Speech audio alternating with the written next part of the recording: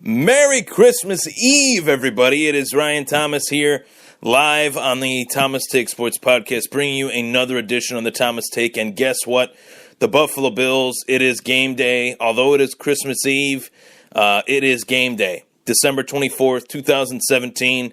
The Buffalo Bills will be taking on the New England Patriots in Foxborough at Gillette Stadium. A huge, crucial matchup at this point in the season for the Buffalo Bills. The Bills really need to win this one. That is obvious. Last night, the action, the Baltimore Ravens took on the Indianapolis Colts. They hosted the Indianapolis Colts last night on NFL Network or CBS, whatever channel it was on. And the Ravens won. So in terms of the playoff situations that everybody, not including me, obsesses about, the Ravens needed to lose that game. The Colts needed to win that game in order to improve the Bills' chances at making the playoffs. But the Ravens won. They are locked in that 6th seed for now. And the Buffalo Bills are kind of on the outside looking in, pending this game versus the Patriots, pending the results, I should say, of this game versus the New England Patriots. This is a huge one. And so many people want to ask me, what do I think they need to do to win? What you look at their last game, and that's the beauty of a divisional matchup. You have two matchups, or one matchup prior to the second matchup to look at and say, what did we do wrong? Where did things kind of fall off? Where did things not go our way? What could we have done better? What did we do that was good, that could be magnified, heightened, so to speak? That is the beauty of a divisional matchup. You get a chance to kind of look back in the schedule and say to yourself, well, this is what we're going to do differently. And there's a lot for the Buffalo Bills to look at from the first matchup, a 23-3 loss, I believe, to the Patriots a few weeks back, where their offense had nothing for the Patriots defense. And the Patriots defense this season has been more vulnerable than it has been in previous years. To start the season, they were a disaster. They've kind of ironed some things out, and they've kind of found their footing, so to speak, as the season has worn on. But still, 3 points in a game. 3 points. The defense in the first matchup actually did what it needed to do in terms of keeping Tom Brady at bay. That was one of his worst games this season. I know it from a real-life perspective, and I know it regrettably as a fantasy football player, manager, whatever you want to call it, with Brady as my starting quarterback. So I am at a tough point. Do I want to see the Bills win 100%? That is first and foremost what comes first before my fantasy championship this weekend. Today, kicks off today versus my dad. If you're going to lose to anybody, you might as well lose to your dad. Pass the trophy on, to your elder, so to speak. So this game is important for me for a lot of reasons, fantasy-wise and real-life-wise, but more importantly, real-life-wise, as a Bills fan, I want to see the Bills beat the Patriots in Foxborough. That would be a huge upset, a huge victory for the franchise, a huge victory for a guy like Sean McDermott, and it would be huge. But what are the keys to victory? What do I think they need to do in order to beat the Patriots? As I stated, the defense for the Buffalo Bills was pretty admirable in their effort in the first matchup versus the Patriots. The offense, on the other hand, was a complete travesty, a complete joke, and it needs to be stated that Tyrod Taylor needs to have the game of his life today in order for the Buffalo Bills to win. And by game of his life, I mean not playing small ball. I mean throwing for 200 to 300 yards and throwing 2 to 3 touchdown passes. That's what they need to do, really, in order to beat the Bills in a nutshell offensively.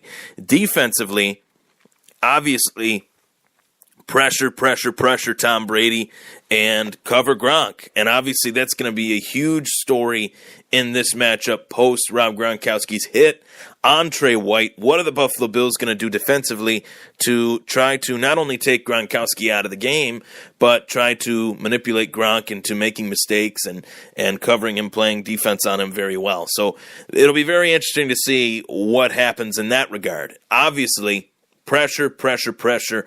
Tom Brady is probably one of the worst quarterbacks in terms of getting hit. He does not like to get hit whatsoever. So you got to rattle Tom Brady. You got to make him move in the pocket.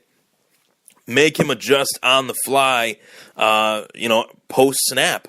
That is what the Buffalo Bills did the first matchup. That's what they need to do in the second matchup. But their offense has to run through the drum of LaShawn McCoy. It has to run through LaShawn McCoy. And the New England Patriots defense knows that. So being that the Bills have this huge offensive threat in LaShawn McCoy, who is one of the best running backs in the National Football League, what do they need to do offensively to kind of catch the Patriots off guard? X factor of the day, my man Charles Clay. Tyrod Taylor has to get the ball out to Charles Clay. New England uses Gronkowski as the X factor. Why have the Buffalo Bills not used Charles Clay as the true X factor is beyond me. I mean, he has had some decent seasons with the Bills, but I really don't think he has fully grasped his potential as a Buffalo Bill. They haven't used him to his fullest potential, I should say. So Charles Clay is a guy that I expect to get targeted early and often by Tyrod Taylor. And he should be the first guy that Tyrod Taylor looks at almost on every play. He's the biggest target, best blocking target that they have, obviously. And, there's obviously weapons out there for Tyrod to use. Kelvin Benjamin, Zay Jones, Charles Clay is enough for any quarterback. But Tyrod Taylor, as I've said so many times, has his limitations as a passer, but those need to go in the rearview mirror. He needs to focus, hone in, and play the game of his career today. That's what we're looking at. And I apologize for the gum chewing, but I need something in my mouth. I got nothing to drink. I'm like, you know what? Got to have some gum. Got to keep it minty fresh. But this is a huge game for the team. This is a huge test. And it's a winnable matchup. This is a winnable game, folks. This is not the Patriots are vulnerable. They have some wrinkles to their game that aren't necessarily good. Guys like Julian Edelman being out for the entire year is huge for the Patriots, or is huge for the Buffalo Bills, I should say. Chris Hogan being out in this matchup is huge for the Patriots. So you pressure Brady, you get to Gronkowski in terms of coverage or, taking him out of the game, and you got yourselves a matchup. Now, obviously, they love to check down to their running backs. They got a few that are pretty solid. Deion Lewis, Mike Gillislee will be active today as Rex Burkhead is out.